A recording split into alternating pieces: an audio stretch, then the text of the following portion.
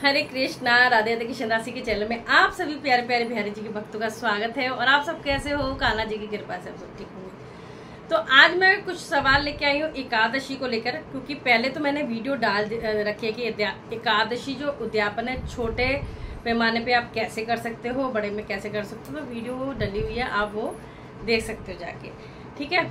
और नहीं तो मैं लिंक डिस्क्रिप्शन बॉक्स में डाल दूंगी। तो एकादशी कब से शुरू कर सकते हैं इस पर भी मैंने बता रखी है। एकादशी आप किसी भी, अच्छा चलो फर्स्ट यही ले लेते हैं, एकादशी कब और कैसे शुरू करें। तो एकादशी कैसे शुरू करेंगे? एकादशी किसी भी महीने से आप शुरू कर सकते हैं। हर महीने में 2 एकादशी आती है, कृष्ण पक्ष की, शुक्ल पक्ष की। दोनों ही एक समान होती है, कोई भेदभाव नहीं करना चाहिए एकादशी में, क्योंकि दोनों ही श्री हरि विष्णु भगवान की अति प्रिय होती हैं। तो आप कोई भी एकादशी से व्रत शुरू कर सकते हैं। व्रत करने से पहले आपको संकल्प लेना होता है कि, और या फिर मन में आप विचार करिए कि प्रभु जी हम आपका व्रत शुरू करने वाले हैं एकादशी वाले दिन, और हमें आशीर्वाद देना और हमारा व्रत अच्छे से सफलतापूर्वक पूरा करवाना। तो आपको दशमी की शाम को चावल नहीं खाने, अगर वैसे तो कई बार भोजन भी नहीं खाना होता है, लेकिन आप एक दिन पहले चावल ना खाएं, ठीक है। और ब्रश करके सोएं, ताकि आप सुबह ब्रश ना करना पड़े, क्योंकि अब आजकल कोलगेट ये सब करते हैं तो वो ना करना पड़े। सीधी भाषा में बताऊं तो आप रात को ही ब्रश करके सो जाओ।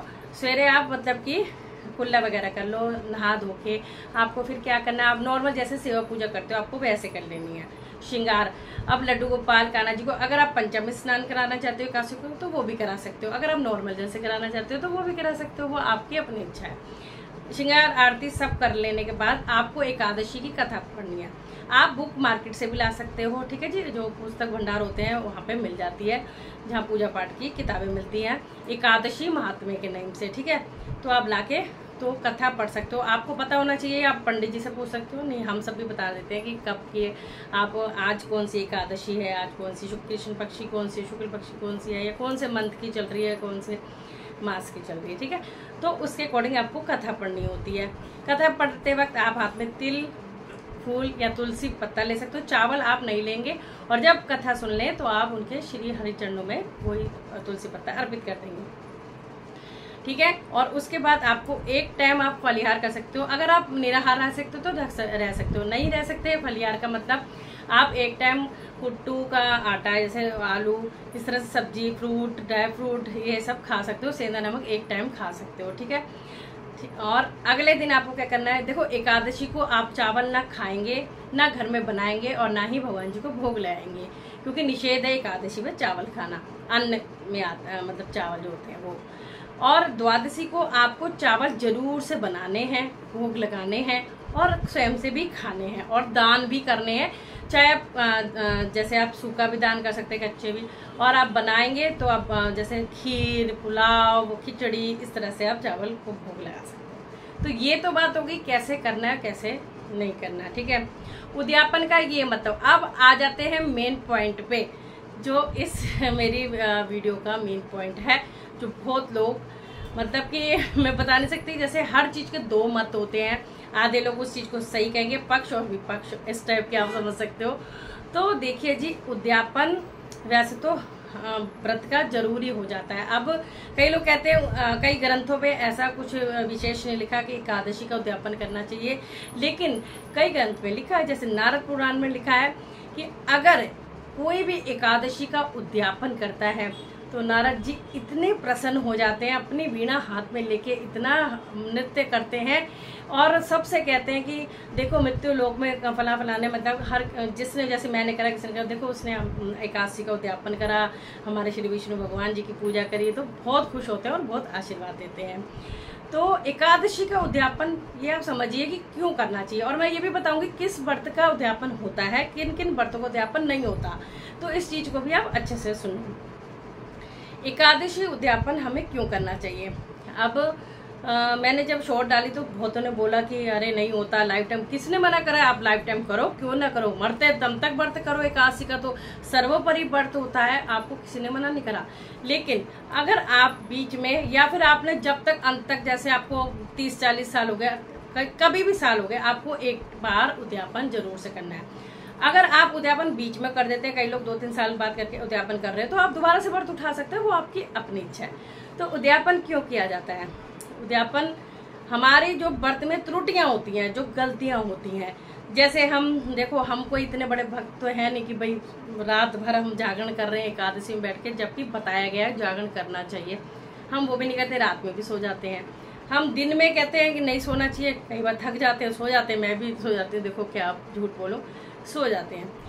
हम कहते हैं कि एक टाइम वैसे तो भोजन भी नहीं करना चाहिए, एक टाइम मतलब अन्न का फलाहार नहीं खाना चाहिए, अन्न तो बिल्कुल नहीं खाना चाहिए।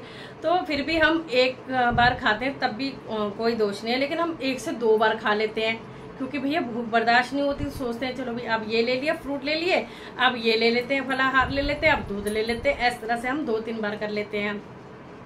या अब एकादशी, कई लोग मुझे कमेंट करते हैं एकादशी दीदी याद नहीं रही, गलती होगी तो व्रत छूट गया, तो भूल चूक हो गई वो, या हम कहीं गए हैं और हमने गलती से कुछ खा लिया, या अपने घर में एकादशी पे गलती से चाय के साथ बिस्कुट ले लिया, बाद में अरे एकादशी है।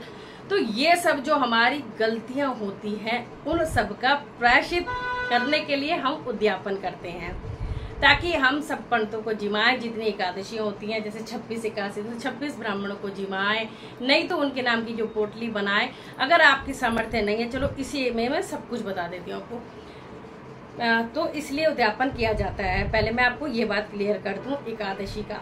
अगर कोई कहता ना नहीं होता तो आप मत करो, लेकिन इस भावना को सोच कर तो आप कर सकते हो ना उद्यापन। ठीक है, तो उसके बाद क्या करना है। वैसे अगर कई लोग बहुत धूमधाम से करते हैं भाई, जो जिसकी सामर्थ्य है, तो 26 ब्राह्मण बुलाते हैं, 26 ही लोटे होंगे, 26 धोती, 26 छाता, जूता, माला, झोली, तुलसी माला, चंदन, जितनी सामर्थ्य है उतनी देते हैं। एकादशी वाले दिन फलाहार कराते हैं, फलाहार वाला भोजन। द्वादशी वाले दिन अन्न का भोजन कराते हैं, और दान दक्षिणा और जो उन्हें देना होता है वो दे देते हैं। इस तरह से करते हैं। लेकिन हर किसी की इतनी सामर्थ्य नहीं होती है, तो उसके लिए आप 26 पैकेट बना सकते हैं, यानी पोटली आप मतलब पन्नी आप ले सकते हैं, लिफाफा ले सकते हैं, उसमें 26 पैकेट बनाने हैं। 26 यानी कि एकादशी है तो फल वगैरह रख के आप उसमें दक्षिणा रख के 26 ब्राह्मणों को दे दीजिए। ठीक है, 26 ब्राह्मण ना मिले तो पंडित जी को दे दीजिए, पंडित जी आप बांट देना 26 ब्राह्मणों को। ठीक है, और उसके बाद द्वादशी को आप अन्न का पूरी सब्जी स्वयं से बना के भी पैकेट बना सकते हैं 26, नहीं तो आप कचौड़ी वगैरह ये जो आती है बिना लहसुन प्याज की चीज़ें, जो भी अन्न की होती हैं, जलेबी है, कुछ भी है, वो करके और दक्षिणा कर दे दीजिए। अगर आपकी उतनी सामर्थ्य है, आप माला झोली दे सकते हैं, चंदन दे सकते हैं साथ में, मतलब जितनी आपकी सामर्थ्य नहीं है तो सिर्फ आप ये करके दक्षिणा दे के पैर छू लीजिए सभी ब्राह्मणों। ठीक है, ये तो हो गई उद्यापन करने की विधि की, जैसे आपको ये करना। लेकिन आपको खुद क्या करना है, आप पंडित जी को बुला के हवन करा सकते हो। जैसे आपने एकादशी जो भी होती है, जो भी वो आपने कर लेनी है। करने के बाद जब भी आपने उद्यापन करना है, कितने भी साल में कर रहे हो, सारी एकादशियाँ आपकी होनी चाहिए जितनी होती हैं। ठीक है, उसके बाद आपको क्या करना है, जैसे पंडित जी को आप बुला के हवन करवा सकते हो। अगर वो भी आपकी क्षमता नहीं है तो आप खुद से भी हवन कर सकते हो। हवन करना बहुत इजी होता है। समीदा होती है, यानी कि लकड़ियाँ मिल जाती है बाजार में, सामग्री मिल जाती है बाजार में, नहीं तो वो मिल जाती है बाजार में। तो आपको हवन कुंड लेना है या तसला लेना है। आप परात में भी हवन हवन कर सकते हो। देखो मैं बता रही हूँ, जिसके बाद जो चीज़ नहीं हो तो कुछ कोई चिंता करने की जरूरत नहीं, हम नॉर्मल तरीके से भी सब कुछ कर सकते हैं।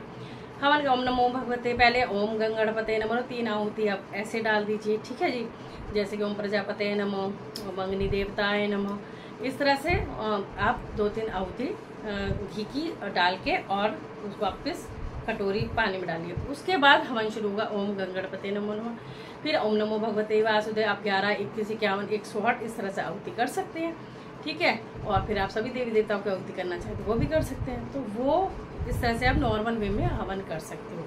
ठीक है, उसके बाद आपको 26 पूरी एकादशियाँ पढ़नी होती हैं, तो आप स्वयं से भी पढ़ सकते हो, पंडित जी को बुलाओगे तो वो भी पढ़ देंगे। ठीक है, उसके बाद वैसे तो विधान ये भी है कि पंडित पंडितानी को आपको जिमाना है, यानी भोजन कराना है, और उन्हें पूरे वस्त्र देने हैं। आपकी जितनी सामर्थ्य है, अभी आप सोना चांदी भी दे सकते, चाहे नाक की कील दो, चाहे चांदी के बिछुए दो, पंजेब दो, भाई जितनी और बढ़ाना चाहोगे उतने बढ़ा लो। पूरा मतलब कि जो भी है काफ़ी कुछ देते हैं अगर हम बड़ा करते हैं तो। अगर नहीं हो पा रहा बिस्तर में तो सब कुछ देते हैं। अगर नहीं हो पा रहा तो खाली आप पंडित पंडितानी जी को वस्त्र दे सकते हो, या फिर आप मंदिर जाके थाली भोग की दे सकते हो, और जितनी सामर्थ्य उस हिसाब से कर सकते हो। अगर करना इतना अगर आप कर सकते हैं तो, नहीं तो कोई बात नहीं, जो भगवान भाव के भूखे हैं जितना हो जाए उतना करना है। इस तरह से आप एकादशी उद्यापन कर सकते हो। अगर आपको दोबारा उठाने हैं तो दोबारा से आप उठा सकते हो। तो इन त्रुटियों को जो हम गलतियां करते हैं उसके लिए उद्यापन किया जाता है। तो ये हो गई क्लियर बात। अब किस किस जैसे 16, अब मैं बताऊंगी किस किस का उद्यापन करा जाता है और किस किस व्रत का नहीं करा जाता। जितना मुझे थोड़ा बहुत पता है मैं बता देती हूँ।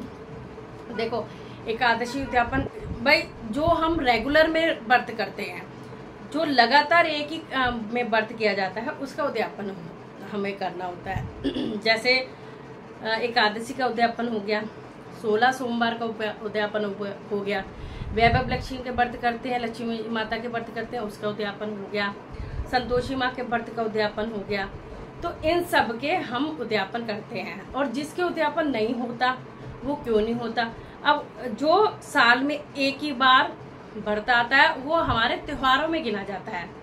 जैसे शिवरात्रि हो गई तो उसका उद्यापन नहीं होगा, करवा चौथ हो गया उसका उद्यापन नहीं होगा, ठीक है। और जैसे और भी 2-3 ऐसे नवरात्रि हो गए तो उसका उद्यापन नहीं होगा, बल्कि उसके हम कन्या जिमा देते हैं। अगर हम लगातार 8-9 दिन कर रहे हैं तो कन्या जिमा देते हैं, बात वही आ जाती है, तो उसका उद्यापन नहीं होता। तो कई चीजें ऐसी हैं जिसका उद्यापन हम नहीं कर सकते। जो जैसे जन्माष्टमी हो गई, राधाष्टमी हो गई, उसका भी हम व्रत करते हैं क्योंकि वो त्योहारों में गिने जाते हैं, तो उसका उद्यापन नहीं होता। तो ये आज मैंने क्लियर कर दिया बात। बहुत लोग इस चीज को लेके परेशान होते हैं और गलत भी बोलते हैं, लेकिन उस चीज को समझिए कि भाई उद्यापन करना क्यों आवश्यक है। तो इसलिए आवश्यक है हमारी गलतियों की हम क्षमा मांगने के लिए, और कोई बहुत बड़ी बात नहीं है। उद्यापन करके आप कोई भी व्रत दोबारा से उठा सकते हो। ये नहीं कि एक बार उद्यापन हो गया हम व्रत नहीं कर सकते, बिल्कुल कर सकते हो। तो आशा करती हूँ आपको मैंने डिटेल में अच्छे से बता दिया कि आप कैसे व्रत उठा सकते हो, कैसे व्रत कर सकते हो, कब से शुरू कर सकते हो, क्यों होता है उद्यापन, किस व्रत का उद्यापन होता है, किन में नहीं होता है। तो इस दासी की छोटी सी जानकारी अगर आपको अच्छी लगी हो तो प्लीज़ शेयर करें और ज़्यादा से ज़्यादा सब्सक्राइब करें और 100K पे पहुँचाएँ। मैं बहुत मेहनत करती हूँ आपके लिए भी, बहुत सोचती हूँ क्योंकि आपके इतने सवाल होते हैं, इंस्टाग्राम तो फुल भरा रहता है मेरा सवालों से। तो मैं हर किसी के सवाल शॉर्ट में कितने बना के दूंगी, एक दिन में इतनी रील, तो मैं एक ये एकादशी को लेकर रील, तो उसे आप समझिए और करिए, ठीक है। अच्छा, 1-2 सवाल और है। जैसे कि कई लोग कहते हैं कि कईयों ने ये बोला कि उनको किसी ने बोला कि जो पूरे साल की एकादशी नहीं मानी जाती उसमें से आदि एकादशी मानी जाती है। अब आदि का मतलब तो ये हो गया ना भाई, तुम शुक्ल पक्ष की रखते हो, कृष्ण पक्ष की एकादशी नहीं रखते, तो गलत है, ये चीज गलत है। वो एकादशी नहीं रखी जाती, वो एकादशी व्रत नहीं रखा जाता जो दशमी में एकादशी लगती है। जैसे दशमी में एकादशी का मतलब, जैसे अभी कुछ दिन पहले गई थी 11 बजे 10 बजे तक दशमी थी, उसके बाद से एकादशी शुरू हो गई, तो वो हमारा व्रत काउंट में नहीं आएगा क्योंकि हमेशा व्रत उदय तिथि से शुरू होता है। तो 10-11 बजे जब दशमी भी लग रही है और एकादशी भी लग रही है तो तब उस तिथि में हम व्रत नहीं कर सकते, अगले दिन हमें एकादशी का व्रत करना होता है। और कई लोग ये बहुत मुझे अच्छा भी नहीं लगता, बोलते हैं कि 6 महीने रखते हैं, 6 महीने वही नहीं रखते। कहने का मतलब जैसे अब 2 एकादशी आती है तो भैया जो कृष्ण पक्ष की है उसको रहने दो, शुक्ल पक्ष की कर लो। अरे भाई, तुम जब एकादशी महत्व में पढ़ोगे तो जो भी आपने एकादशी छोड़ी है उस कथा को पढ़ना, उसका महत्व कितना अलग है और दूसरे का महत्व कितना अलग है। तो बिल्कुल दोनों एकादशी समान होती है। आपको किसी में जब भगवान भेदभाव नहीं करता तो आप लोग क्यों करते हो?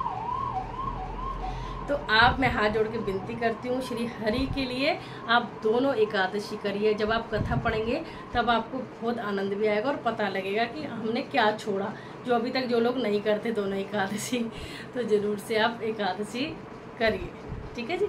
जैसे कईयों ने मुझे कमेंट किया जो बहुत ज़्यादा मतलब कि बोलते हैं, क्या बोलूँ मैं उनके बारे में, तो मतलब वो लोग बोलते हैं अरे उस दिन तो एकादशी में पाप आ जाता है, अन्न में पाप आ जाता है, अगर हमने उद्यापन कर दिया तो क्या फिर पाप नहीं आएगा? देखिए, मैं अगर आपको सही भाषा में कहूँ ना, पाप सिर्फ जब हम एकादशी करते हैं तो चावल में बताया गया है, जो अन्न में आता है चावल, उसमें बताया गया है। अगर आपको इतना ही है तो एकादशी उस दिन अगर आपने उद्यापन भी कर दिया, अगर व्रत भी शुरू नहीं करे, लेकिन आपको पता तो है एकादशी है, तो उस दिन आप लहसुन प्याज ना खाएं, चावल ना खाएं, अब रोटी सब्जी तो बंदा खाएगा ना। अब जो व्रत नहीं करते तो वो तो खाते ही है ना, लेकिन अगर उन्हें ये पता है कि भाई चावल मैंने एकादशी में नहीं खाने चाहिए तो वो नहीं खाने चाहिए, ठीक है। तो ये सब सोचने वाली बात है। और रही बात पाप की, पाप और पुण्य तो हमारे कर्मों से मिलते हैं। भैया आप अच्छे कर्म करोगे तो आप पुण्यवान कहलाओगे, है ना। और अगर आप बुरे कर्म करोगे तो हम कितने ही व्रत कर लें, कितने ही भजन कर लें, तो वो पाप में ही गिना जाएगा, खाली अन्न में नहीं गिना जाएगा। तो इस चीज को समझने की बात है। थोड़ा दिमाग से सोचिए, समझिए कि अगर आप उद्यापन भी कर देते हैं, अगर आप एकादशी पड़ती है अन्न में तो चावल मत खाओ या लहसुन मत खाओ, ठीक है। वैसे भी तो रोटी खाते ही हो, तो ये थोड़ा सा अपना भी दिमाग लगाया करो भाई। जरूर से उद्यापन करना। राधे राधे।